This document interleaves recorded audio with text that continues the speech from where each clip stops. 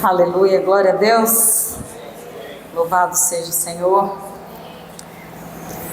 Quantos estão felizes por estar aqui nessa noite? Amém, glória a Deus. Nós devemos nos alegrar pela oportunidade de podermos cultuar ao Senhor, amém? E podermos fazer isso livremente, amém? Eu quero compartilhar um texto nessa noite e falar sobre algo que a pastora Ed já começou a falar um pouquinho. Falei ali para o Ricardo, a pastora Ed já começou a dar introdução na minha mensagem. Obrigada, Moisés.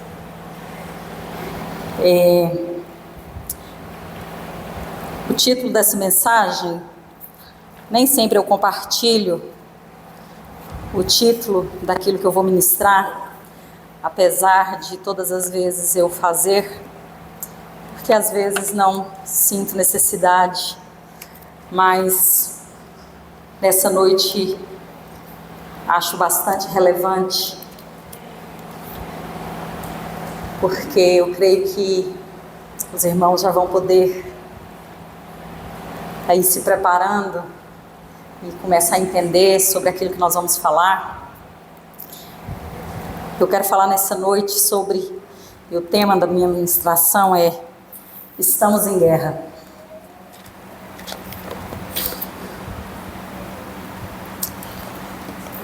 Estamos em guerra. Coincidentemente, infelizmente, ontem o mundo amanheceu com a notícia de que Israel amanheceu ali bombardeado, e hoje foi anunciado que várias mulheres e crianças foram sequestradas por aquele grupo terrorista. E quando eu vi essa notícia, eu chorei muito. E orei para que haja paz em Israel. Essa é uma oração do crente. A palavra do Senhor diz para que nós orássemos, para que nós, igreja do Senhor, orássemos para que houvesse paz em Jerusalém. E nunca foi tão necessário a igreja orar para que haja paz ali. E agora, no final da tarde, eu vi a notícia de que mais de 500 mísseis foram apontados ali para Jerusalém. E vocês podem imaginar o que isso pode acontecer com aquela cidade. E nunca se fez tão necessário as nossas orações e o clamor da igreja. Eu fiquei imaginando que essas mulheres e crianças nas mãos desses terroristas, né? Então nós precisamos orar, nós precisamos clamar por Israel.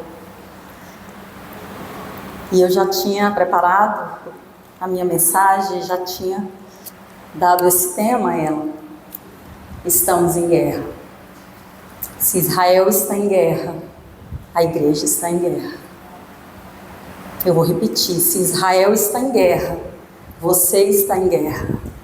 Nós estamos em guerra. Nós somos o Israel de Deus, o Israel espiritual de Deus. E nós devemos entrar em guerra por eles. E não pense: eu não tenho nada a ver com Israel. Eu não tenho nada a ver com aquilo que está acontecendo em Jerusalém. Você tem. Nós temos, e por isso nós estamos em guerra. Eu quero...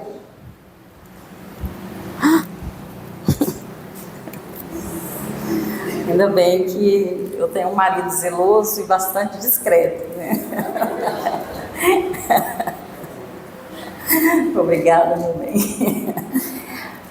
E eu quero falar nessa noite sobre um homem que viveu em guerra, um homem que foi ungido para viver em guerra, um homem que foi ungido para guerrear as guerras do Senhor, para lutar as lutas do Senhor. E esse homem foi o homem que mais conquistou. Esse homem, esse rei, foi ungido rei para conquistar, e foi o rei que mais conquistou para Deus. Esse homem, ele é um homem que é lembrado, ele é um homem que é honrado, ele é um homem que é adorado por muitos, mas ele é um homem que a Bíblia fala sobre os seus grandes feitos, suas conquistas. E nessa noite, o pastor citou aqui as conquistas do rei Davi. E se eu perguntar aqui nessa noite, para o crente mais antigo, aquele mais novo crente, e eu perguntar para você quais são as duas narrativas da história de Davi que você se lembra ou que você ouviu falar, eu tenho certeza que a maioria de vocês aqui, vocês trarão à mente de vocês duas grandes narrativas da história de Davi. A primeira delas é uma que nós conhecemos ainda quando somos crianças. Todas as crianças conhecem a história de Davi e o gigante Golias. Então, quando nós falamos das duas narrativas, das maiores narrativas da história do rei Davi, então é natural, é normal que nos venha à mente duas grandes histórias da vida desse homem. A primeira delas é a sua batalha contra o gigante Golias. E até as crianças se lembram dessa história. E é natural que venha à sua memória essa história. Mas Davi não enfrentou só o gigante Golias. Davi foi um guerreiro que enfrentou gigantes. Golias foi o seu primeiro gigante. Mas Davi morreu enfrentando gigantes. Mas você vai se lembrar de uma outra história e de uma outra narrativa, mas não muito honrada. Você vai se lembrar de uma história triste, sombria, escura da vida de Davi. Talvez você se lembre na segunda narrativa da história de Davi, venha à sua mente aquela parte escura que na maioria das vezes nós queremos esconder. É o adultério de Davi. É o assassinato, é o homicídio que Davi comete. É a tragédia da vida de Davi. É a queda, é a derrota da vida de Davi. Então muitas pessoas, às vezes até os ímpios lá fora, quando vai falar da Bíblia, fala assim, mas na Bíblia tem um homem, o Davi, não é aquele que pecou, que tinha não sei quantas mulheres, não é aquele que matou e tomou a mulher do outro, né? Muitas vezes, como pastores, nós somos questionados pela essa história de Davi. E eu tenho resposta sempre na ponta da língua. E é um pouquinho disso que eu vou falar. E sabe o que acontece?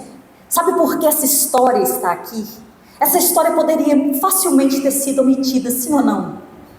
Nós jamais nos ficaríamos sabendo. Não tem internet, né, para você ir lá fuçar e pesquisar. Mas sabe, nada que aconteceu nos heróis da Bíblia ficou escondido. Deus fez questão de que mesmo a história escura, sombria, feia da vida deles fosse registrada, fosse escrita, ficasse aqui para que nós soubéssemos.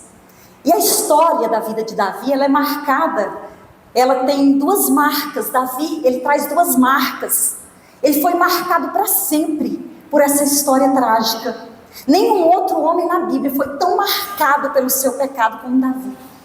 Nós nunca ouvimos falar tão sobre pecado, nunca foi falado, pregado, ministrado nos púlpitos das igrejas de um homem, pelo seu pecado, como é pregado sobre o pecado de Davi. Então nós ouvimos diversas vezes sobre como ele pecou, como ele errou, como ele foi falho. E nós aprendemos com as lições da vida de Davi, com essa história da vida de Davi. E essa narrativa é tão interessante. A história que eu vou ler, ela se encontra em 2 Samuel, no capítulo 11. E quando nós começamos a ler o livro de Samuel, você vai começar a ler falando sobre a vida de Davi. E a partir do capítulo 6, se não me engano, você vai começar a ouvir sobre os feitos de Davi, as conquistas de Davi, sabe? As vitórias de Davi. E você, se você tiver oportunidade, nunca fez essa leitura, faça. E você vai se empolgando com esse homem, com a vida desse homem, é empolgante. É maravilhosa a história do rei Davi. E você vai se empolgando, que homem extraordinário. Que personagem extraordinário. E você realmente se apaixona pela história de conquista, de guerreiro, de homem extraordinário. De um homem que saiu do nada, de um homem que era um pastor de ovelhas. Irmãos, a história mostra, a Bíblia não fala isso, mas a história, quando nós olhamos a fundo, quando nós cavamos um pouco mais na história, nós vamos entender que Davi se tratava não de um filho legítimo, mas de um filho bastardo. Davi não era um filho legítimo daquela família. E se você cavar a fundo, você vai descobrir que não era. Davi não sentava à mesa junto com seus irmãos. Davi era o único na família que ia cuidar do gado. Aquilo não era serviço de filho, era serviço de servo. Os irmãos eram guerreiros, eram soldados, eram valentes. Davi era aquele que ficava escondido no celeiro. Era aquele que ia para o campo cuidar do gado, das ovelhas de seu pai. Davi é aquele que nunca comia na mesa. Porque quando Samuel chega ali para ungir Davi, quando ele bate ali na casa, na porta de Jessé, com um chifre cheio de azeite na mão, dizendo: olha, eu vim aqui ungir um dos seus filhos a rei de Israel. Então Jessé fica extremamente feliz. Imagina que honra, né? O profeta vai ali. O profeta era uma das maiores autoridades da época. Então aquele homem chega ali com um chifre cheio de azeite, dizendo: olha, eu vim aqui ungir um dos seus filhos rei dessa nação. Então ele pega o filho mais bonito, né? O mais forte de todos, o mais velho, o primogênito, e pensa: provavelmente é esse. Mas não era. E ele passa todos os filhos.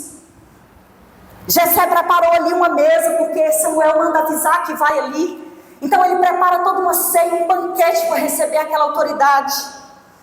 Então tudo é preparado para receber aquele homem. Eu fico imaginando que todos os filhos estavam ali, postos à mesa, todos bonitos, arrumados, cheirosos, azeite no cabelo. E Samuel vai passando um por um. E Samuel olha por um a um. E quando chega no último, Samuel diz: não é nenhum dos seus filhos. Será que eu entrei na casa errada? E Jessé olha para ele e provavelmente pensa: então não é nenhum dos meus filhos. Os filhos legítimos de Jessé estavam ali. Mas Samuel faz uma pergunta: não tem mais nenhum filho seu? Nenhum. Porque todos os filhos, Samuel imagina que estavam à mesa. Mas Jessé diz assim: não tem um filho mais moço. Sabe o que aquela resposta diz? Os estudiosos dizem que naquela resposta, provavelmente, Samuel entendeu de que Jessé estava dizendo: tem um filho ilegítimo, que não senta à mesa, que não come conosco, que come provavelmente na cozinha, no celeiro, porque ele cuida de gado, então ele não cheira bem. Mas aí nesse momento, Samuel diz assim: manda chamar esse menino, manda chamar ele. Ele é o mais improvável de todos, mas manda chamar. Irmãos, aí eu penso que quando Davi está lá escondidinho, comendo lá escondido, lá no celeiro, junto com aqueles que ele costumava comer, os bichos, e alguém diz: olha, estão te chamando para o jantar principal. E ele vai lá ver o que está acontecendo, né? Assustado talvez. Davi era adolescente, talvez nunca tinha sentado na mesa, nunca tinha sentado na mesa para comer com a família. E naquela noite Samuel disse: manda chamar. E sabe o que Samuel diz? Ninguém vai sentar nessa mesa, ninguém vai comer nessa mesa enquanto ele não chegar. Vocês já imaginaram o que é isso? O menino que nunca sentou para jantar, o menino que nunca sentou para comer com eles, naquele dia que ele iria ser ungido rei sobre aquela nação, o profeta, a maior autoridade da nação, diz: ninguém senta nessa mesa até que ele chega. E o menino chega, provavelmente cheirando ao gado, as ovelhas que ele cuidava. Os irmãos olham torto: não é esse, você deve estar enganado. E quando Samuel bate o olho nele, Deus diz para Samuel: é esse Samuel. Você vê como vê os homens, mas eu, Samuel, eu vejo não o exterior, mas eu vejo o interior do homem, e eu vejo o coração desse menino. Unge ele rei de Israel. Samuel despeja o óleo nele, e a partir dali não é só o menino, o filho ilegítimo, agora senta na mesa. O maioral dentre deles era o rei da nação que estava sentado ali. E eu fico imaginando eles olhando de torto para eles, dizendo: não é possível. E Davi se sentou ali agora pela primeira vez, não como filho legítimo só, como filho legítimo e como rei da nação.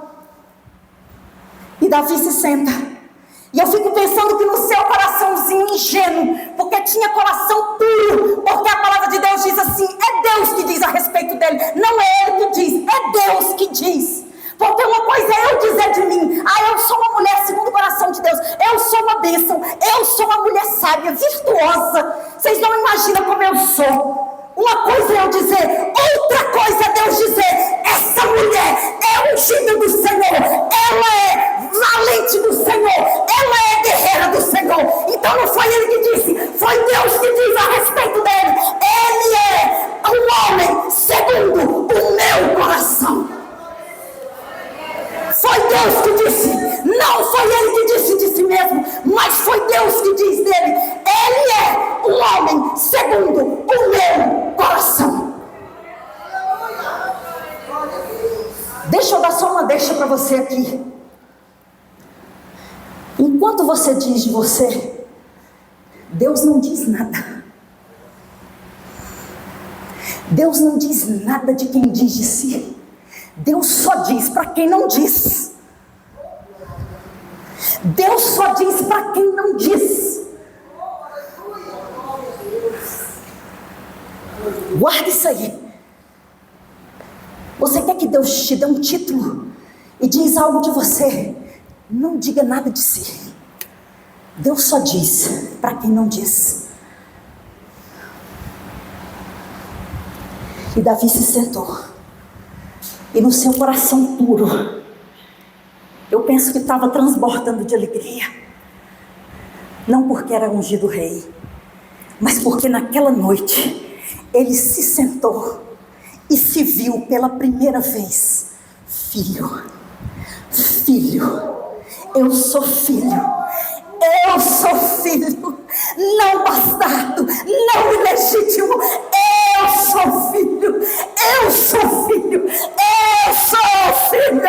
Reclamando, só senta à mesa, só sentava à mesa os filhos legítimos. E é por isso que os estudiosos dizem que Davi era filho legítimo, porque ele não se sentava à mesa.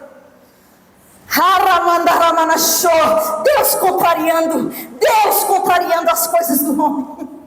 O homem dizendo: não, ele não pode sentar, ele não é legítimo, ele é bastardo, aqui na mesa ele não senta. Lembra da história lá de Jefté?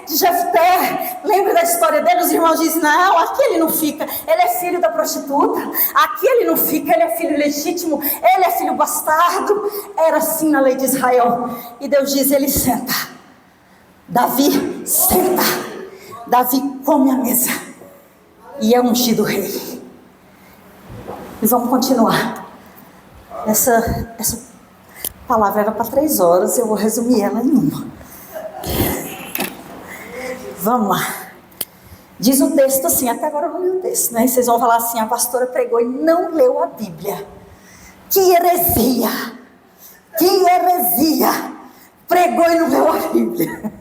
Então nós vamos ler. Está escrito assim no capítulo 11. Decorrido um ano, no tempo em que os reis costumavam sair à guerra. Presta atenção. Está com a sua Bíblia aberta e fique com ela aberta. E preste atenção na leitura, como eu costumo dizer. Eu dizia assim para os meus alunos, quando nós íamos fazer nossas leituras dos nossos livros literários, eu dizia, olha, a leitura não é só o que está aqui, tem coisas escondidas aí, Olha só, decorrido um ano, no tempo em que os reis costumam sair para a guerra, Davi enviou Joabe, seus oficiais e todo Israel. Eles destruíram os filhos de Amon e sitiaram a cidade de Rabá. Mas Davi ficou em Jerusalém. É só esse versículo que eu vou ler. É só esse versículo. No tempo em que os reis saíam para a guerra. Durante muito tempo eu li esse texto. Durante muitos anos, não é tempo não, durante muitos anos, eu nunca havia parado para pensar, para pesquisar e para ler com profundidade esse primeiro versículo. E essa semana eu fui ler esse capítulo porque o Senhor me deu essa mensagem para falar sobre Davi. E quando eu cheguei aqui, eu disse, o que tem aqui? Que preciosidade é essa que eu nunca tinha visto? No tempo. E eu fui pesquisar. A palavra de Deus disse, no tempo. Que tempo é esse? Que tempo é esse? Aí eu fui descobrir. E eu descobri. Pesquisando, eu descobri. Quando o autor diz assim, no tempo, ele estava falando sobre as estações. Que coisa tremenda! Eram as estações do ano. O tempo era as estações. E eu descobri que as guerras aconteciam apenas em 2 estações do ano. Primavera e outono. Qual era onde mais aconteciam as guerras? Primavera. Por que as guerras aconteciam apenas nessas 2 estações? Porque no verão o calor era excessivo. Então os soldados não suportavam a roupa e irem para a guerra. Porque quando eles vestiam todas aquelas indumentárias deles, colocava aquelas coisas, aqueles cintos, aquelas couraças, imagina como aquilo fazia calor. E muitas vezes a guerra acontecia no deserto e não tinha água. Então você já imaginou um soldado lutando horas e horas e horas e horas debaixo de um sol escaldante, vestido com aquelas roupas e sem água? Muitos soldados morriam, não por ser ferido por outro soldado, mas morriam de calor e desidratado. Então a guerra não acontecia no verão. Então era proibido guerrear no verão. As guerras aconteciam na primavera, porque era um clima ameno. Ou no outono. Por que no outono? Porque tinha muita fartura de grãos. Então onde o soldado ia, tinha alimento para ele. Tinha coisa para ele comer. Tinha fartura de grãos. Então a guerra só acontecia nessas 2 estações. Então quando o autor, olha, preste bem atenção. O autor vem falando sobre as conquistas de Davi, sobre a vida de Davi, sobre os feitos de Davi. E de repente chega no capítulo 11, e ele diz assim, no tempo, e decorrido um ano, no tempo, ou seja, chegou o tempo, chegou a estação, que era a estação de guerra, que era o tempo de guerra, onde todos os reis saíam para a guerra. Então era comum o rei ir para a guerra junto com seus soldados. Muitas vezes, dependendo do estado do rei, ele não lutava, mas ele acompanhava as tropas na guerra, porque o fato do rei estar presente, ele dava apoio moral, ele era aquilo que nós chamamos do quê? Ele dava ordem, ele colocava voz, ele comandava o exército. Então era de suma importância que o rei estivesse à frente do comando de sua tropa. Então era o tempo em que os reis saíam para a guerra. Aí o autor, no meio de toda essa narrativa, ele vai contando os feitos de Davi, de repente ele dá uma pausa. E ele muda de assunto. E ele agora não vai falar das conquistas de Davi. Pelo contrário, ele vem e traz para nós a narrativa mais sombria da vida e da história desse homem. Algo que poderia ter sido oculto. Ele vem e abre um parêntese e ele diz: mas no tempo em que os reis saíam para a guerra, nesse dia em especial aconteceu uma coisa terrível. Está contando uma história terrível. O rei Davi teria que ir para a guerra, mas ele não foi. Aí olha só o que ele vai dizer, continuando aí a leitura. Ele diz assim: Davi enviou Joabe. Quando ele diz assim, Davi enviou Joabe, ele está dizendo assim: Davi enviou Joabe em seu lugar. Davi enviou Joabe ocupando o lugar que era para ele. Então Joabe foi representando o rei. Então Joabe estava comandando, Joabe estava ocupando o lugar que era para Davi ocupar. Aí ele vai continuar e vai dizer assim: seus oficiais, mandou Joabe, seus oficiais e todo Israel. Então Joabe foi representando ele e o restante todo mundo foi, só ele ficou. Eles destruíram os filhos de Amon. Isso aqui é outra mensagem, não vamos entrar, porque aqui tem outra história. Quem era esse povo que Davi estava enfrentando? Aí você vai ver as fortalezas aqui. Por que Davi caiu aqui? Amon, quem era Amon? Uma das maiores fortalezas. Amon na Bíblia se trata de imoralidade, prostituição e por aí vai. Mas não vamos entrar, não temos tempo. Eles destruíram os filhos de Amon. Olha as fortalezas que eles estavam enfrentando. Eles lá na batalha enfrentando as maiores fortalezas e potestades da época de imoralidade, demônios de imoralidade, de prostituição, de adultério. E Davi estava onde? No seu palácio, em Jerusalém. O que mais aconteceu? Mas todas as vezes que nós vemos essa, o que acontece quando eu falei isso aqui? Todas as vezes que nós vemos aqui essas preposição, né? Essas conjunções, na verdade, nós vamos ver que se trata de, olha, mas, né? Olha, não deveria, né? Não deveria. Mas Davi ficou em Jerusalém. Então aqui está o cenário. Por que eu fiz isso para você? Eu ensaiei tudo isso aqui para você. Eu desenhei um quadro para você entender a queda de Davi. E aí o resto da história eu não vou ler. Se você nunca leu, nunca ouviu falar, você leia quando você chegar na sua casa. O capítulo 11 e 12 é destinado à queda de Davi, ao pecado de Davi, ao maior escândalo que houve em Israel, de adultério, traição, infidelidade e assassinato. Então sabe essas séries que você vê na Netflix? Perdeu para a história de Davi. Então é o que está aqui escrito, estampado, escancarado. Deus fez questão de mostrar.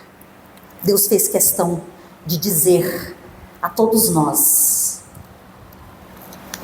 Deus não escondeu. Escreve aí, conte aí. Todos vão ficar sabendo. Era hoje Deus dizendo assim, coloca lá no Instagram. Todo mundo vai ver.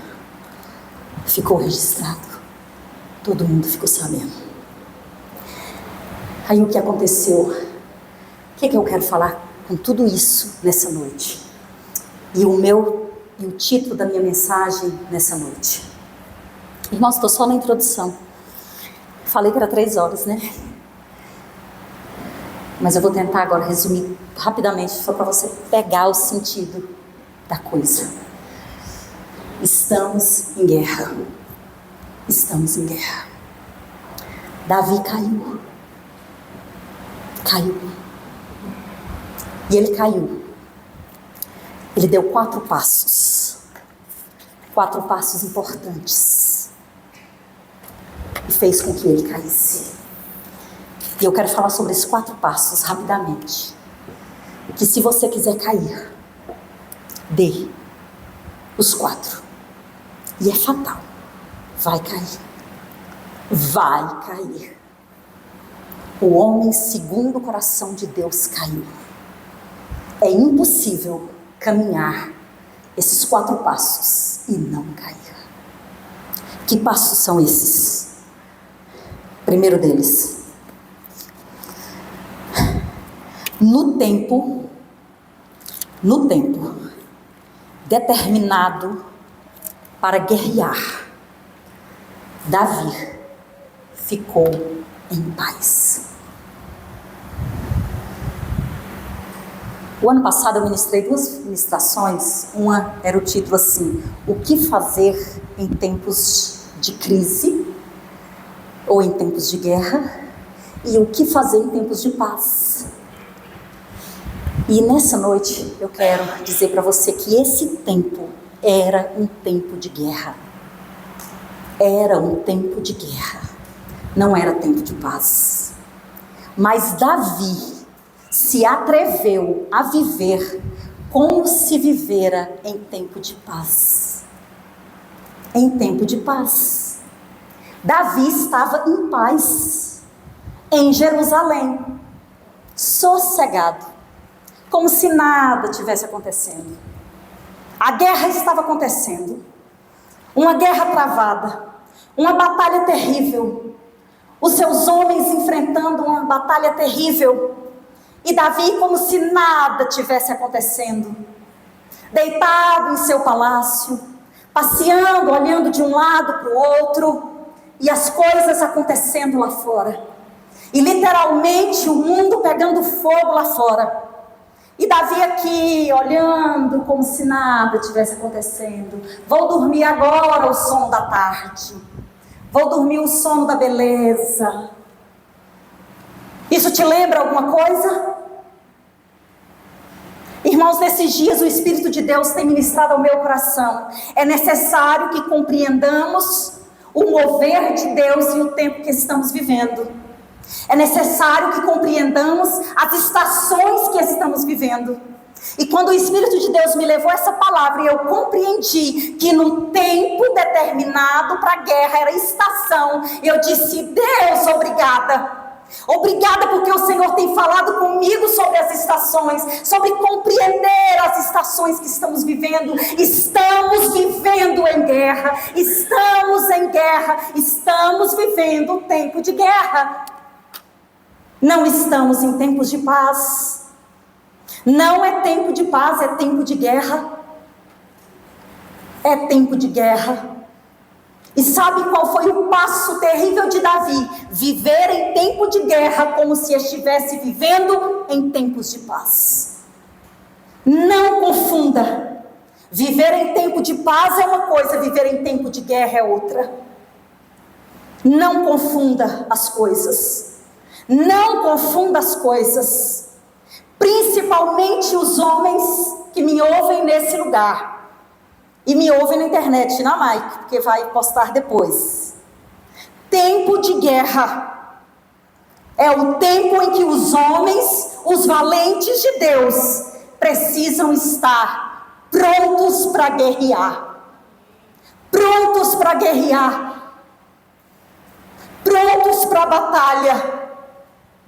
Não é tempo de ficar como se tivesse em tempos de paz.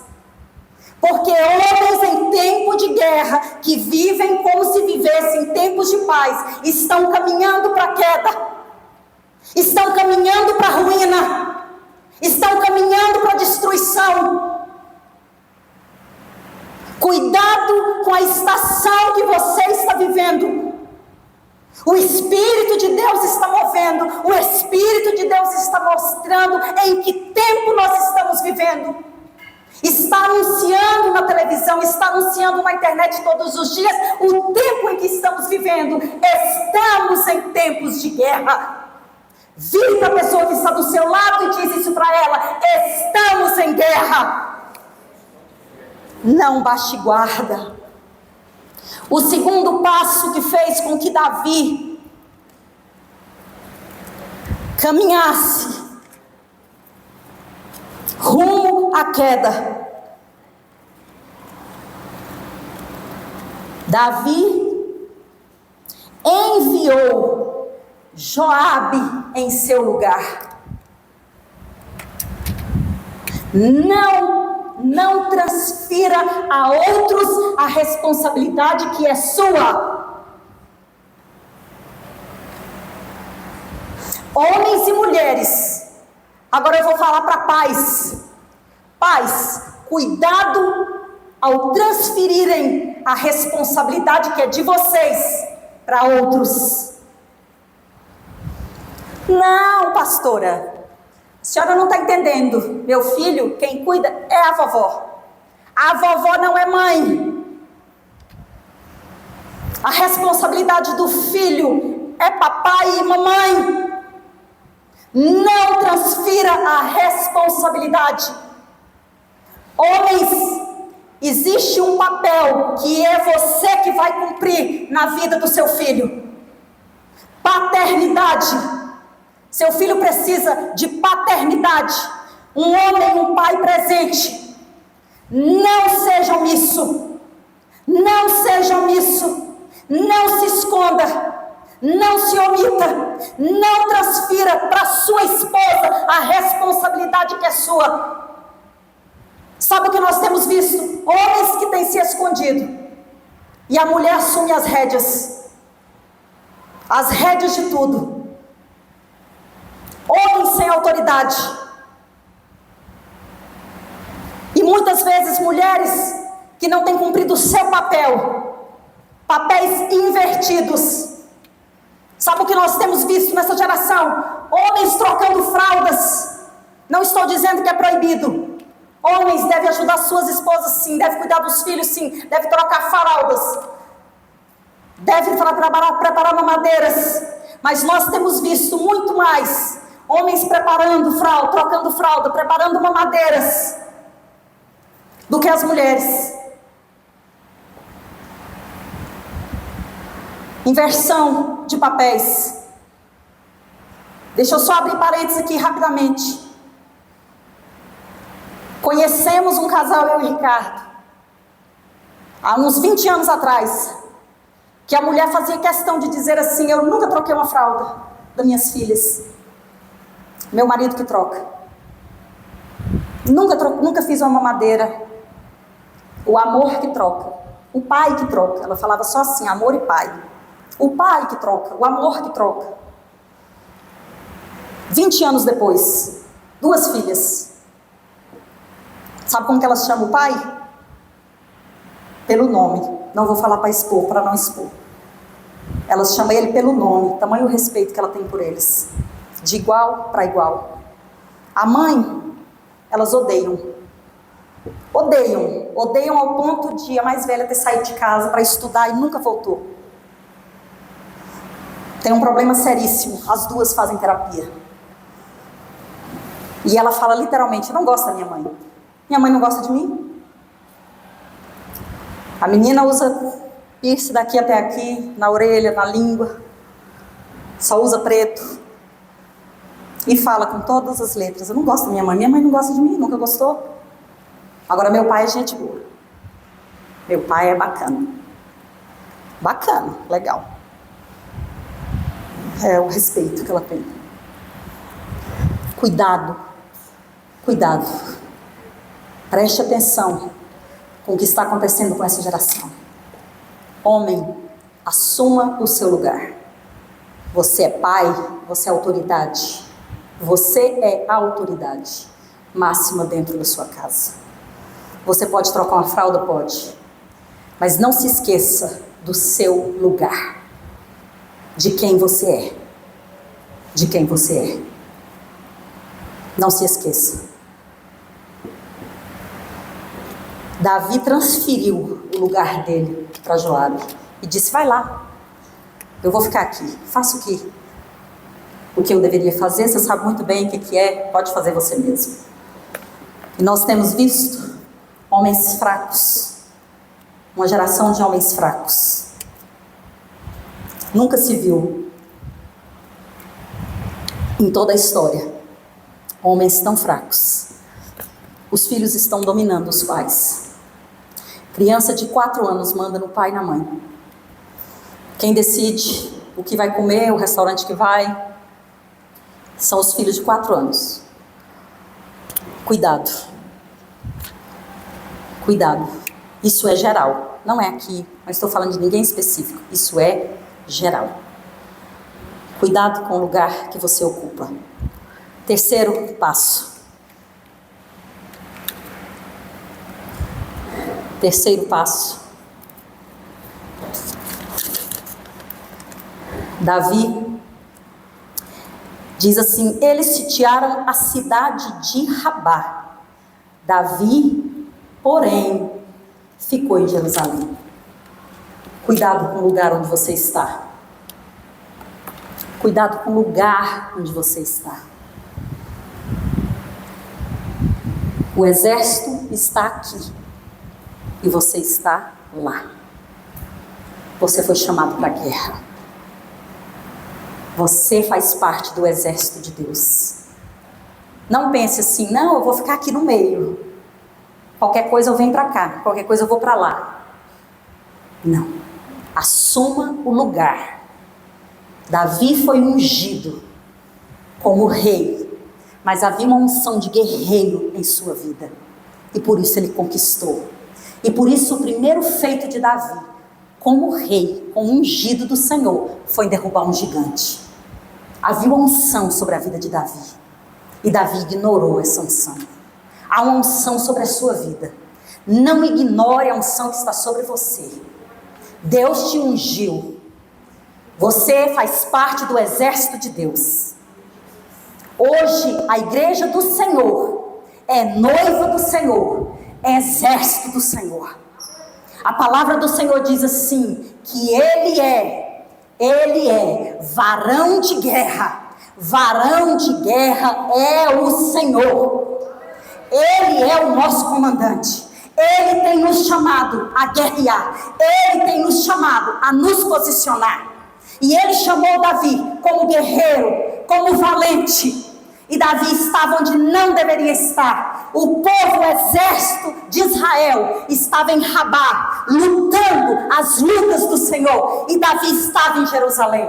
Cuidado, onde o povo está, aonde a igreja do Senhor está, aonde a igreja do Senhor guerreia, aonde a igreja do Senhor peleja, é aí que você tem que estar, é aí que você tem que pelejar, é aí que você tem que lutar. Talvez vai chegar momentos em que o Senhor vai dizer: essa luta não precisa pelejar, pode deixar que eu vou pelejar por você. Mas quando o Senhor diz: vão e peleja, nós devemos nos colocar prontos com a espada na mão, dizendo: Senhor, nós vamos guerrear, até que o Senhor diz parem, até que o Senhor diz conquistem, avance, prossigam, parem. É assim que nós vamos fazer, é assim que nós vamos vencer.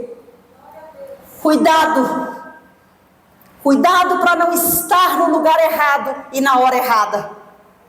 Davi estava em Jerusalém, no lugar errado, onde ele não deveria estar.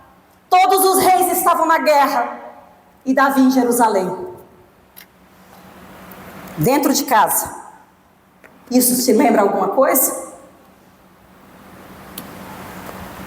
Quantas vezes a igreja está lutando, está pelejando, está guerreando as lutas e as guerras do Senhor?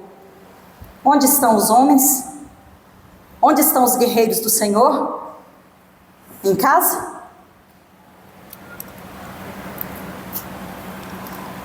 Está em casa.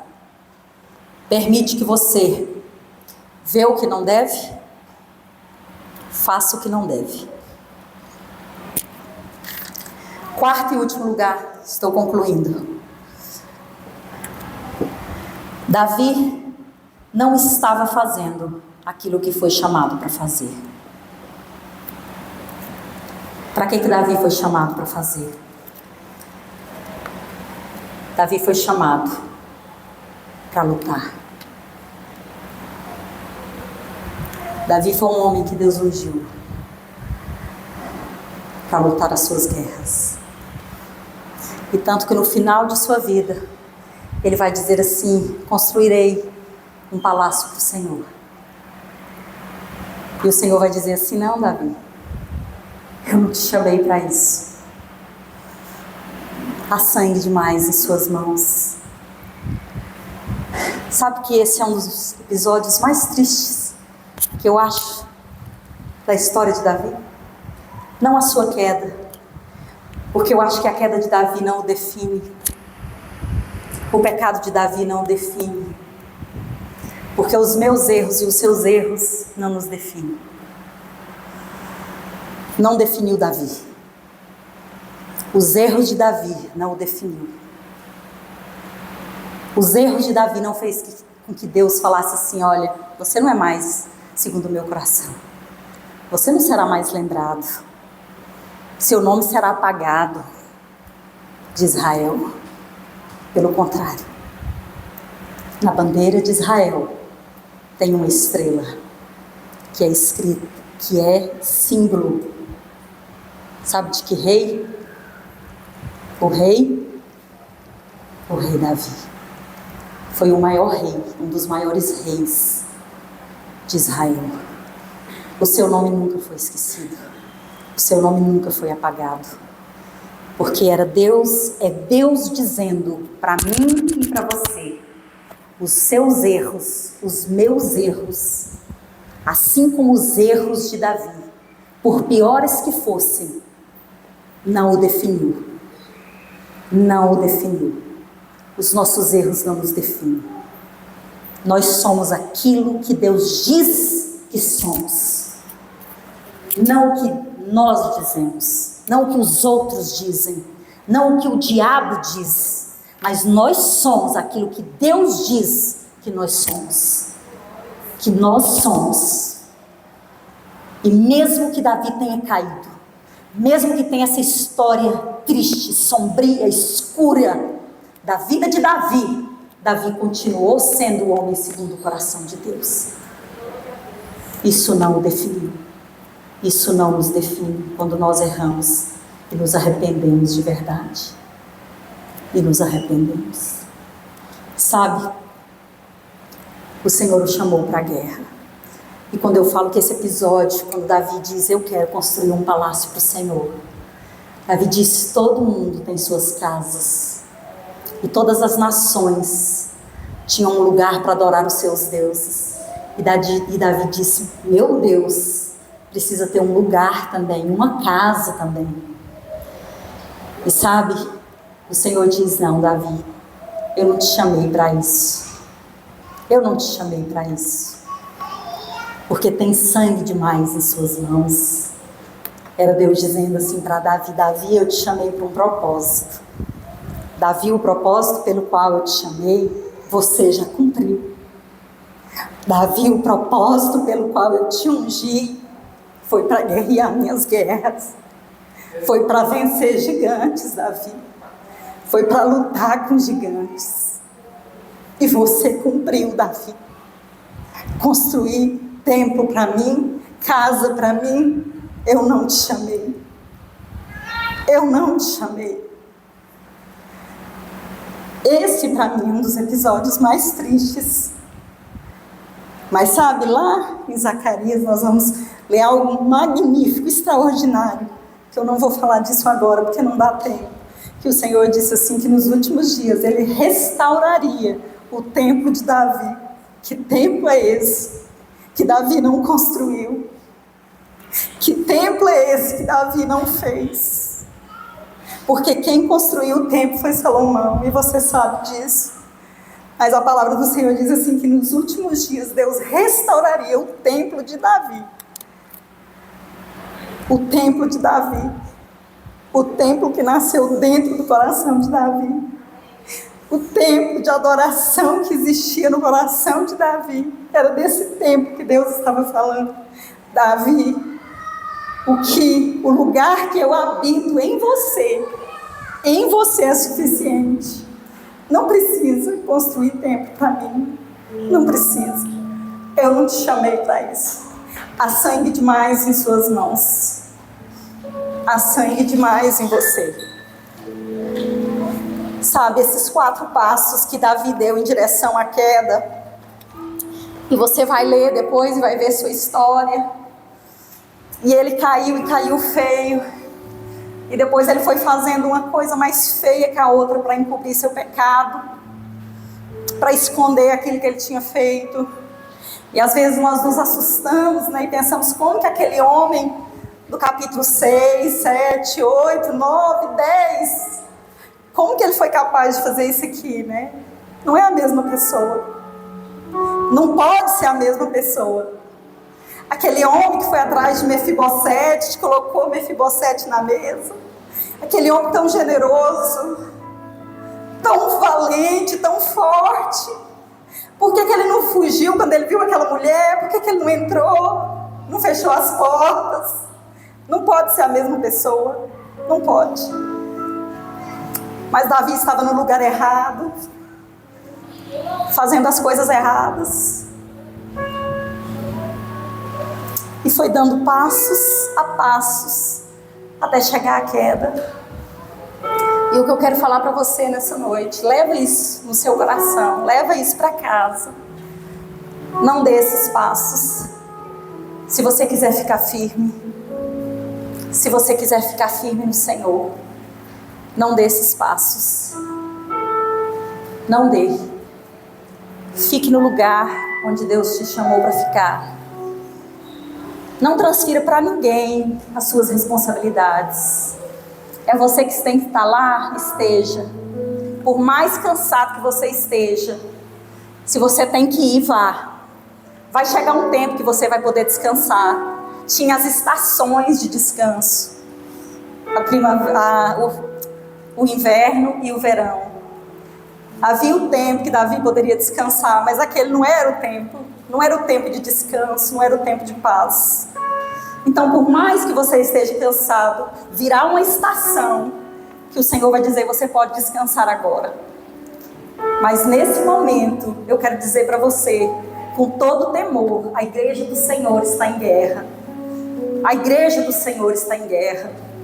Por isso, quando nós convocar você, quando o pastor convocar você aqui para uma vigília, para uma reunião de oração, sabe, quando nós convidarmos, eu disse isso, né, para as meninas do discipulado, semana que nós tivemos, vamos estar prontas, porque nós estamos em tempo de guerra, nós estamos vivendo esse tempo de guerra, sabe, vamos estar prontas para guerrear, prontas para o combate, porque o Senhor está nos chamando, o Senhor está exigindo de cada um de nós uma posição, sabe, o Senhor está olhando. Qual a posição que você está ocupando nesse momento de guerra? Se posicione, se levante. E eu queria convidar você a se colocar de pé. Eu estou encerrando. E a palavra do Senhor diz, irmãos, que enquanto eles estavam em Rabá lutando, enquanto eles estavam em Rabá guerreando, Davi estava em seu palácio dormindo. Porque se você continuar lendo o próximo versículo, vai dizer assim, ele estava no palácio e se levantou do seu leito. Davi estava literalmente dormindo. Sabe, não durma. Não é tempo de dormirmos. A gente sabe, você sabe o que significa dormir na Bíblia, né? Não durma. Esteja atento, esteja alerta. E sabe, o que é mais lindo em toda essa história é que apenas 2 capítulos foram destinados a contar a tragédia de Davi. 2 capítulos. E no final do capítulo 12, Davi superou, ele confessou o seu pecado, ele superou, Deus o perdoou, e ele foi restituído, e ele voltou para o lugar que ele deveria estar. Ele voltou para o lugar que ele deveria estar. E eu quero ler só esse versículo, e você vai guardar esse versículo no seu coração. No capítulo 12, no versículo 26, diz assim: enquanto isso, Joabe atacou Rabá. Novamente, isso já estava terminando a guerra dos filhos de Amon, e tomou a cidade real. Então Joabe mandou mensageiros a Davi, dizendo: lutei contra Rabá e tomei a cidade das águas. Reúna agora o resto do exército e cerque a cidade para tomá-la. Do contrário, se eu a tomar, ela poderia ser chamada pelo meu nome. Está entendendo por que os reis tinham que ir? Vocês estão entendendo que quando eles entravam na cidade, o rei tinha que estar lá. Era o rei que tinha que estar lá. Não era outra pessoa, era o rei. E Joabe manda essa mensagem para Davi: nós vamos entrar na cidade, na capital. Então, quando ele entrasse na capital, o rei tinha que entrar junto, porque senão quem receberia as honras era Joabe, não o rei. Aí Joabe manda para Davi. Joabe era leal até aqui. E aí ele diz assim: então Davi reuniu todo o povo e foi para Rabá, lutou contra ela e a tomou. Lutou, tirou a coroa da cabeça do seu rei. Davi entrou em Rabá, tomou a coroa da cabeça do rei de Rabá.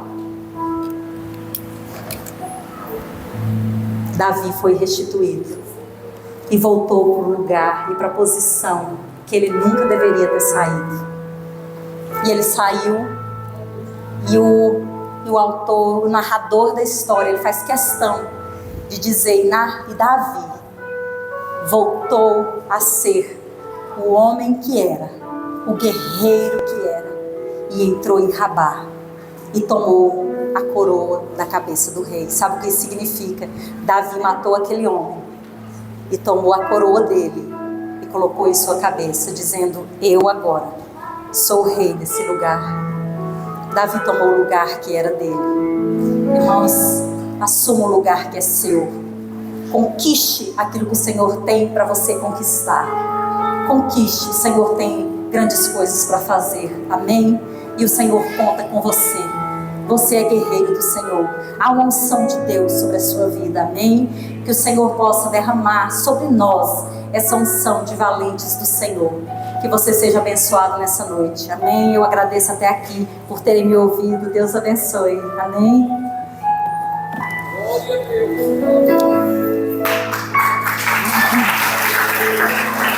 Aleluia.